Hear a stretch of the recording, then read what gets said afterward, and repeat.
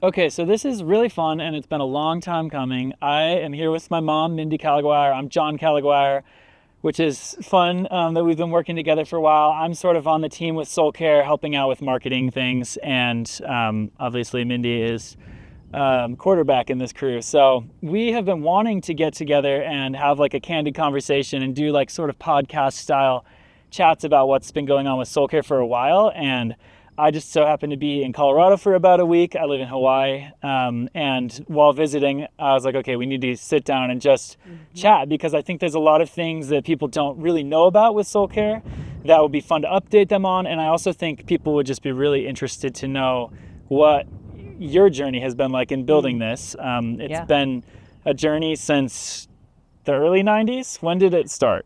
Well, my own journey with the ideas of Soulcare was basically when I was born.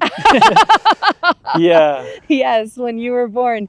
And it was not that long after that, really in the next 2 years, that some ideas started to happen of ways that we could create resources to help other people learn how to care for their soul. So really, since I've had the website since 1998. So sick.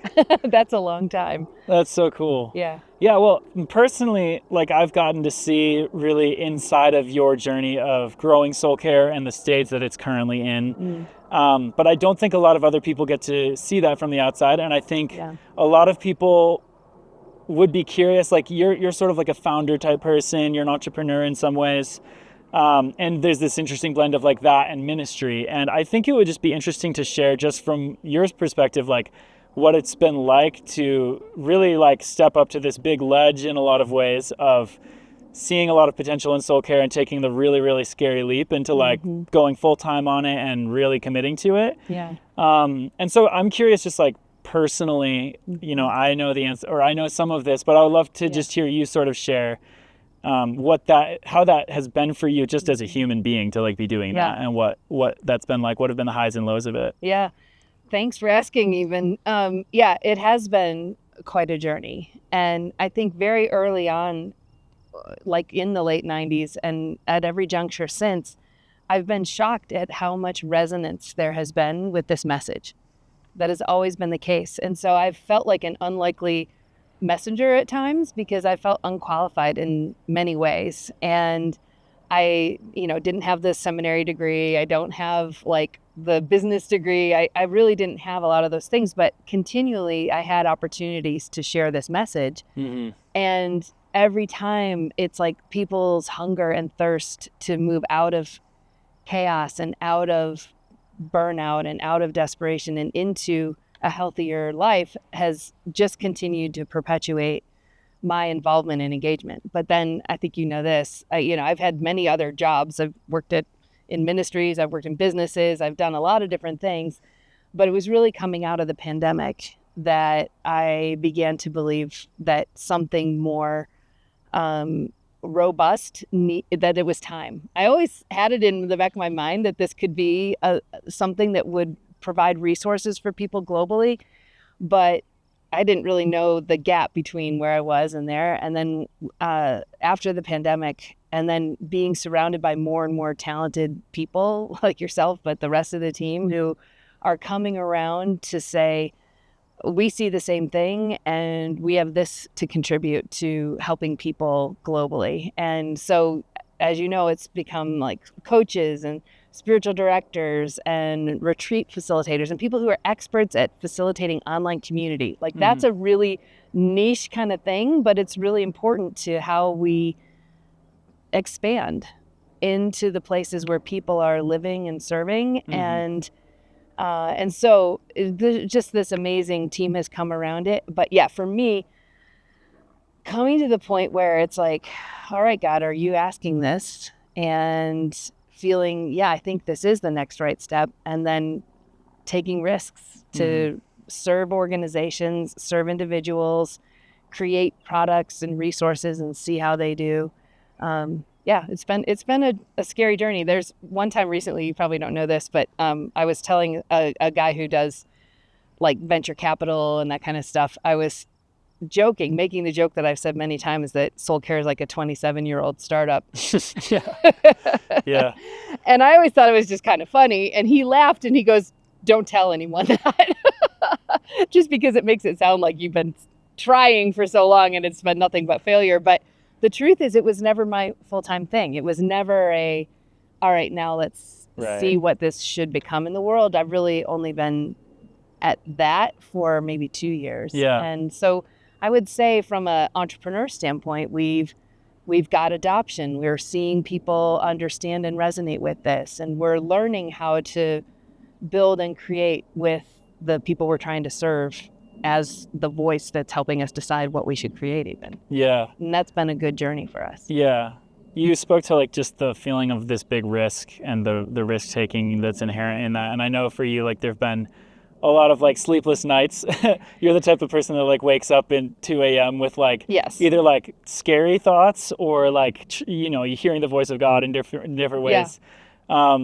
Like what have been some of those, like from the hardest nights, like what are the hardest thoughts that you've encountered? And then what have been those moments of like strengthening or like voices of healing, encouragement that you've found from God in that? Well, it for sure allows me to put into practice the things that we believe about. Yeah, what a great opportunity for that. It's like, yep. All right, here we go. This is a, John Roper used to say, school's in session. This is the learning time. And so yeah, I remember it was especially like last July through maybe October. Yeah. And just a lot of uncertainty. Like, is this going to work? Am I going to be able to pay this amazing team? How is the cash flow going to work? And I those are really painful things. It's one thing on your own to be like, oh, I'm going to trust God with this situation. And if it doesn't come through, then I can trust that everything's going to be fine. It's another thing entirely when you have people that are counting on you to be part of their story of trusting God. That is a whole different thing. Yeah. And I felt the weight of that differently. I felt less able to be like, oh, I'm just going to trust God, which at the end of the day, you still need to do, but it felt harder for me. I don't know, maybe that's just my immaturity, but it was harder when I was trusting on behalf of that many people. Well, I think there's like a cool, like, empathy that you get because it's like the people that you're serving and the problem that you're speaking into is the thing that like you're experiencing. And like in those really scary moments, I think like that pressure is what pastors feel like when their church feels like it's shrinking and not growing, or what people in business feel when they start cracking down on their staffs. And like, these are the dominoes that lead to burnout, Yes. And I think it's cool that like you getting to share that message of soul care in the midst of it being like a very dire need of your own is like a really cool place to stand. In some ways, I don't know if Henry Nouwen was like the guy who coined this idea, but like you're the wounded healer in a way. It was him. Yeah, where it's like the medicine that you're providing is also the medicine that you like need desperately, I've always said that with soul care. Yeah. That this isn't just a cool idea or a thing that people care about right now all of a sudden, and so we're going to build around it. This has been my desperate need individually. But you're right. As it started to relate to my leadership, that was a new threshold for me, and that is who we're trying to serve right now, and who we think will need this message and whose downstream impact has the greatest. Todd Clare always talk about the blast radius, and it's like for better or for ill, healthy leaders or unhealthy leaders are going to have a large impact. So in any case, for me, it was stuff like prayers in the middle of the night. It's not just a cool idea. It actually matters in the middle of the night when you wake up and you've got like all these worries. Like, what about the cash flow? What about, is this person doing the right thing? Should I redirect this team? Those kinds of things. When your thoughts are racing in the middle of the night, praying through the 23rd Psalm is like one of the surest ways for me to exit this like spin cycle and encounter God in the midst of what I'm going through. Praying, God, you are my shepherd. I lack nothing. You'll make me lie down in green pastures. You will lead me beside quiet waters. You restore my soul. There's a beautiful line in that psalm that he will lead us on right paths for his name's sake. That's a good thing for me to pray in the middle of the night, that you're going to lead me. Would you please lead me on right paths? Not for my name's sake, not for Soulcare's name's sake, for your name's sake. Those kinds of prayers in the middle of the night are really important for me. And then in that period of last, like July through October that I was mentioning, there was another cool thing that happened that, we talk about silent prayer in the mornings as such an important way to let go of your words and rest yourself in God's presence.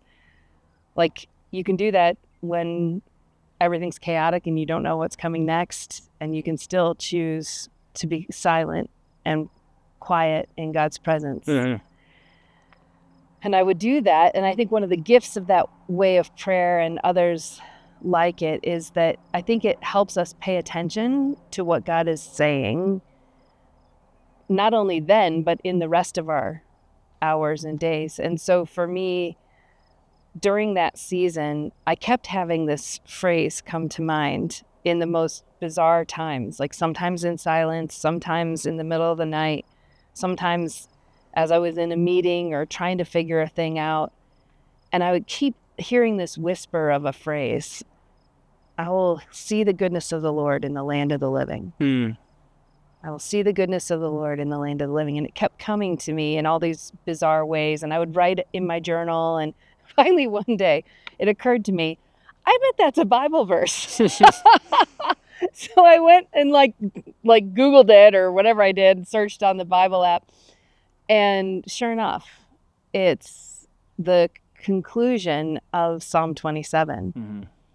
And that was another way that I felt met by God in the midst of that really hard season, because that psalm talks about many different things, about when we feel we're oppressed by some enemy, and how is seeking God and God, all these things. How can we remain confident in this, that I will see the goodness of the Lord in the land of the living? Why am I saying all that? To me, it's like the posture of staying open, even when you have a lot of feeling almost like impossible demands, like, I don't know how this is going to work out. How do you hold space for the unfolding of what God is doing, and not just, because our tendency is when we're in pain, we're like, I got to go make something happen. I got to go fix it.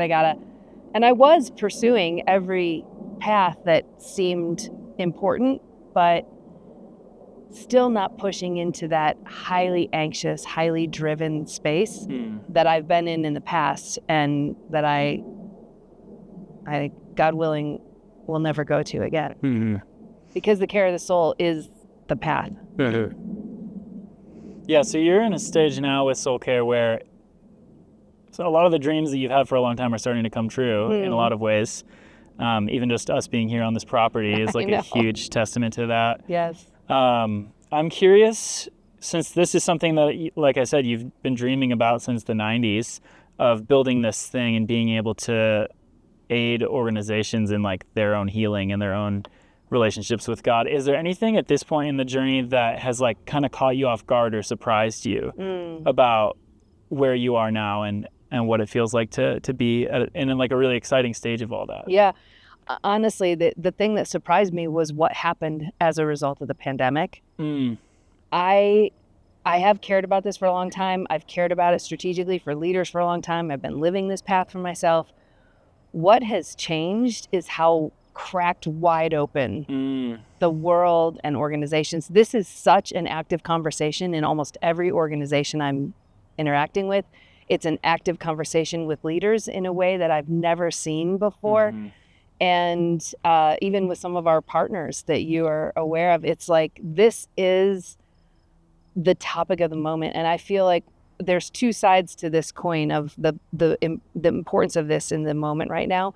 One is that I think this is the biggest threat to organizations, churches, whatever. Humanity. Yeah, to humanity. I mean, not without sounding really weird or grandiose, it's like people are suffering. People are severely suffering.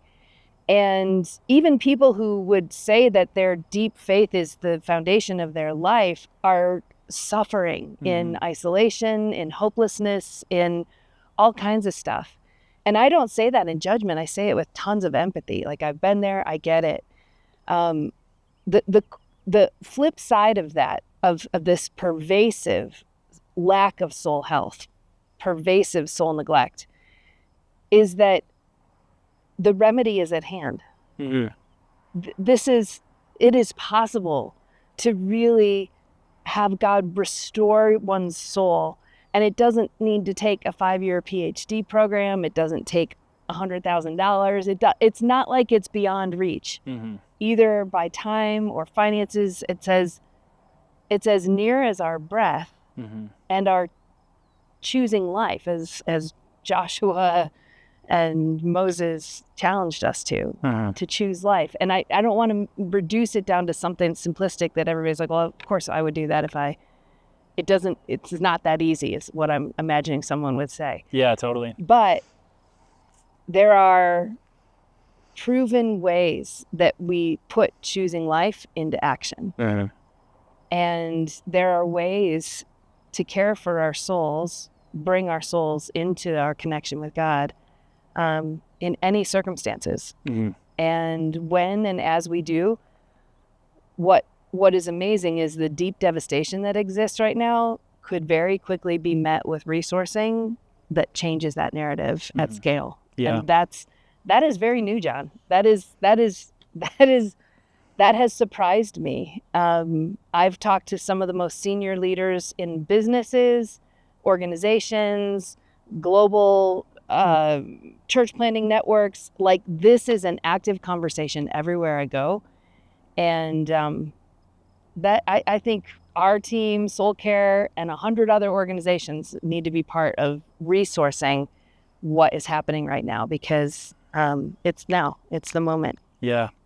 I've been thinking a lot about that, just in the like crazy wave of technology that's happened, and how addicted, even just like for anyone who's not even a leadership or ministry position, just like having a phone in your pocket is such a it's such a heavy impact on your spiritual life and just your awareness of yourself. And even for myself, it's like, I'm someone who's had faith for a while, and I really value silence, and I really value reflection and journaling, but like, it's hard. It's like really hard to like detach from all that. I'll sit down in the morning to take, some time for prayer and journaling, and a friend will text me, and I'll go check my phone, and then 40 minutes later I've been scrolling, like yes. And it's just like, for someone like where I have a pretty high intent on taking care of my soul. Yes. And that's my situation, is that it's actually really hard. And so I think there's so many other people in the world, like the rest of the world too, that like don't even know that their soul is something to tend to and take care of their inner life. And also, like, AI has been freaking me out. Like, it's insane. Like, ChatGPT just had this big update that now like has very human-like conversation. It's audio, and you can speak to it, and it'll speak back to you instantly. Like, have you seen the movie Her? No, but I know of it. A guy falls in love with the AI. Like, it's essentially exactly that. Like, it matches it. And so there's like, AI is just one way that technology is doing this, but I think there's so much in the world that is distracting us and pulling us away from just our own interior lives, that it's like, even beyond the world of leadership, even beyond the world of ministry, even beyond any like circle that we're in, it's like the grave danger of the world right now is losing its soul. And so, I think the door wide open thing is like, couldn't be more clear to me either. It's like, just the fact that you have a thing named Soulcare in a time that it's like, the world just so desperately needs to like pay attention to that still small voice, is like, it's a crazy opportunity and a huge challenge. One of my sort of biases about how transformation takes place is that it happens through human interactions, relationships, right? Where people are known and know each other and actually care about each other. And you're a community builder. You always have been. I wonder if I'd flip that question around to you in terms of, how would we mitigate the distraction level of our lives? And like, I'm sure you're already doing everything that's sort of in your, like, I'll turn off my notifications, I'll do this, I'll do that. Yeah. I wonder how relationships could help us tend to our souls more intentionally. So that it's not just a little optional thing. Like, like I've been using this quote a lot lately. C.S. Lewis in an essay called God in the Dock, I think, said, that he distinguished between first order things and second order things. And these ideas have been around in culture since, I'm sure he wrote it and maybe before, but these first order things are like caring for your soul, right? And then the second order things are, I have a healthy marriage, or my work feels fulfilling, or whatever, all those things, which really matter. But he contrasts them and says, if you focus on first order things, you get both first and second order things. Yeah. But the keen insight from him is that if you focus on second order things, you end up losing both first and second things. Mm-hmm. And you think, it's like, if I will focus on second things, I would just lose first. Mm-hmm. But it's actually, you would lose first and second. Mm-hmm. And so I think we need relationships in our life to help us keep the first order things as the first order things. Mm. And I'm just curious about that as you think about your relational network and your strong intent to live from a healthy soul and steer clear of distractions, at least in certain windows of your day. Mm. How do you imagine relationships, or how do they already help you with that, or how do you imagine they would help with that? Yeah, I think they're like a huge scaffolding for my life and really important, but I honestly think that I tend more to, they can serve more as distractions than anything for me. Mm-hmm. I recently was on a sailing trip with some friends, which was crazy that I get to say. It was the best trip ever. So fun that I got to go sailing. I've never done that before. And we were all reading through this book called The Way of the Heart by Henry Nouwen. Mm-hmm. I'm going to bring him up again because what a freaking badass. Legend, yes. Love him. But I think the thing that struck me in that most of it is him just kind of speaking to the story of the Desert Fathers and the isolation that they would pursue and the silence that they sat in.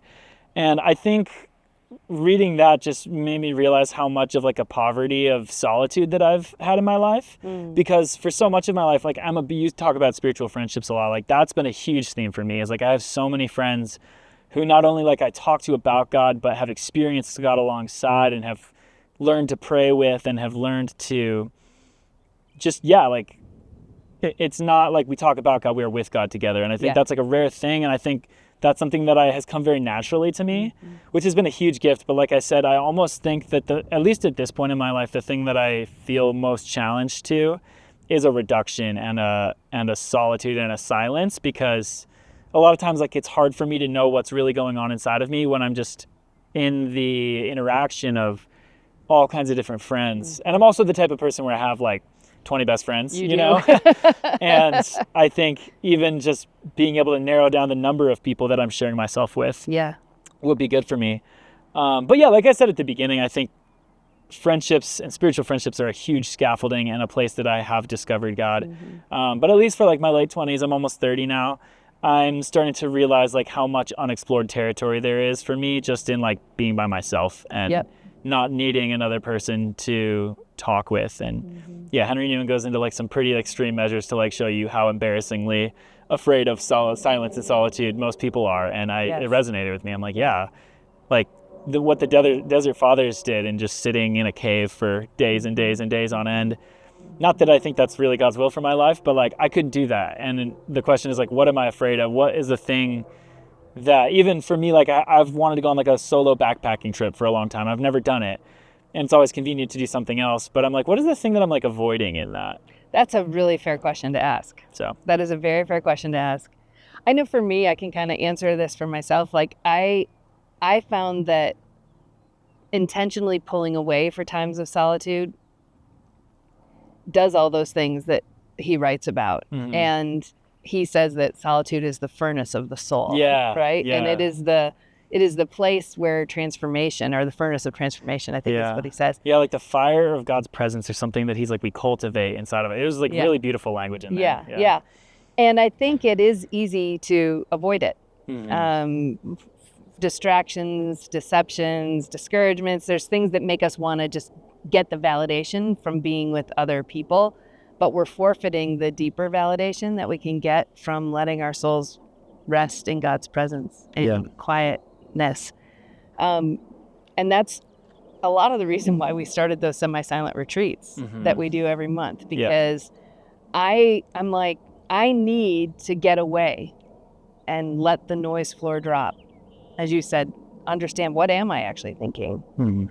And I don't need somebody to ask me that necessarily. I need the stillness to let it sort of reveal itself of what's going on inside me. What am I anxious about? What am I worried about? What am I hoping for or dreaming about? Or, all those kinds of things.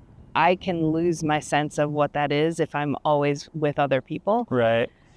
So what we did is I started going, this is like one of my core values of the importance of this on a regular basis, like at least a monthly basis, take some hours out for solitude, to retreat. And yet I would always ignore it on my calendar. It's easy. I would always ignore it, kind of like your backpacking trip. But for me, what I found is like, well, what if we invited other people into this? And so now it like lives on my calendar with greater commitment. And the structure of it is such that we engage a little bit at the beginning and a little bit at the end, but then we go away for 2 hours just for silence and a bit of a guided solitude exercise. And I have found that to be like one way of trying to incorporate the strength that comes from community and relationships toward the goal. The best of both worlds. Of stillness, of stillness and silence. Before we kind of wrap up, I would love to just know, and I think a lot of people would be curious too, like if you were to kind of rapid fire, what are the big updates with Soulcare? What are the big things happening in your world, and big kind of tectonic plates that are moving right now that you're most excited about? What would you say? What are the updates? Yeah, we've had so many fun things that have happened over the last few years, but some of the biggest ones right now are some of the key partnerships we have with some organizations that are moving into this with great intentionality, moving into this meaning organizational support for the well-being of their teams. So we've always had a beautiful partnership of sorts with Compassion International, but to see that start to take a next level is really fun. Cool. They're keen to see how we can support them into different languages. And so talk about a different use of AI, like that is mind-boggling. Yeah. So our team is sort of experimenting on that front. Another area is our partnership with the ECFA, the Evangelical Council for Financial Accountability. We are so proud. It is a mouthful. But we are so proud to come alongside them right now as they are making a courageous and bold step to require that boards and senior leaders start paying attention to leader health. That is a big deal. So we're excited to support them on many fronts with that. We have client partnerships with some of the largest churches in the country, a couple missions organizations, a couple businesses. So we love coming alongside in those ways with our spiritual direction services, coaching, the events, coming in and doing trainings and stuff like that. So those have all been really great. One other fun thing is the advances that we've had on our soul health assessment that we've now had I think 4,000 people have taken that globally. Crazy. And we've begun doing some of the deeper research underneath it to see what we can learn from all that data. Yeah. It's no longer just like this is helpful for an individual that's taking it, but you have this conglomerate data that's telling a story. It is. It's telling a story, and it helps us to come to an organization and say, here's what your people are saying, and here's possibly some strategies for interjecting some interventions for the well-being of your team's soul. So the assessment has been great. Our partnerships have been great. The spiritual direction. And then we are right on the cusp right now of actually two other things. They're related to each other. We have a new resource, this year-long journey that we will bring leaders into that's just called Lead Well. But the concept is that you're leading from wellness. It's not like leading well as, the X's and O's of leadership, but leading from wellness. So Lead Well, this year-round accompaniment to leaders with direction and coaching and resources and all different kinds of things intentionally sequenced for the right path. That we're really excited to bring that forward out of early stage kind of alpha beta versions of it, but into a more robust expression. So that's fun. But what's also cool is I'm getting involved with, and thus our team is getting involved with, a whole effort called Leader Care. That is a collaboration with other organizations like us that provide services for leaders, and the donor community that really cares about this topic. And then it's also in partnership with my former employer, Glue, to say, how can we create a tech environment that allows leaders to come in and that receive resources from Soulcare, but also these other providers that are funded by donors who really care about moving the needle on this topic, and what's So the cool. data underneath it, all that. So that's been a really fun kind of colliding of my worlds. So yeah, all of those are really in motion and happening, and I think many of them are still pretty early in the beginning of what they could become. Yeah. And then a book. I was really just gonna bring that up. So you have a book coming out, so can you tell us about that? I'm so excited about it. It's called Ignite Your Soul: When Exhaustion, Isolation, and Burnout Light a Pathway to Flourishing. And so some of it is about my journey from many years ago with the faceplant I took into burnout, seriously. But also some of it deals with the fires that ran through this property about 18 months ago. And some of the lessons that you've seen have emerged from the property here in terms of what burnout really looks like, and how do you pause and grieve before you just rush on to try to make everything better again. And so what are some of the practices that help us return to flourishing even when things are really hard? Who's the book for?